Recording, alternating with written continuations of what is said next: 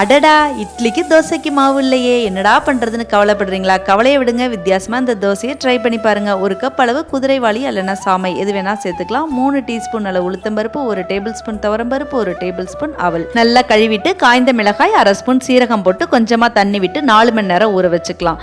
Mixie ஜாரில் மாற்றிட்டு அந்த தண்ணி அப்படியே வச்சுக்கோங்க. அதே யூஸ் பண்ணி அரைச்சிக்கலாம். கொஞ்சமாக இஞ்சி, 2 பழுத்த தக்காளி பழம், தேவையான அளவு உப்பு போட்டு நல்லா நைஸாக அரைச்சிக்கலாம். உங்களுக்கு எப்படி தோசை ஊற்றினா நல்லா வருமோ அந்த அளவுக்கு தண்ணி ஊற்றி கரைச்சிக்கோங்க. நம்ம வீட்டு தோசைகளும் நம்ம பசங்களும் ஒரே மாதிரி தான். நம்ம ஒன்று நினைப்போம், அவங்க ஒன்று செய்வாங்க. என்னதான் பார்த்து தேய்ச்சி வச்சுருந்தாலும் நம்ம நினைக்கிறதெல்லாம் நடக்காது. அதுக்கெல்லாம் கவலைப்படாமல் இப்படி கொஞ்சம் பட்டி டிங்கரிங்லாம் பார்த்து தட்டி கொடுத்து கொண்டு போனீங்கன்னா ஷேப்பாக அழகாக வந்துடுவாங்க. மீடியம் ஃப்ளேமில் வச்சு நல்லா பொறுமையாக மொறுமொறுன்னு ஆனோன்னு எடுத்திங்கன்னா மில்லட் டொமேட்டோ தோசை ரெடி. நல்ல கெட்டி மல்லிப்பூ சட்னி இதுக்கு அட்டகாசமா இருக்கும். கண்டிப்பா ட்ரை பண்ணி பாருங்க.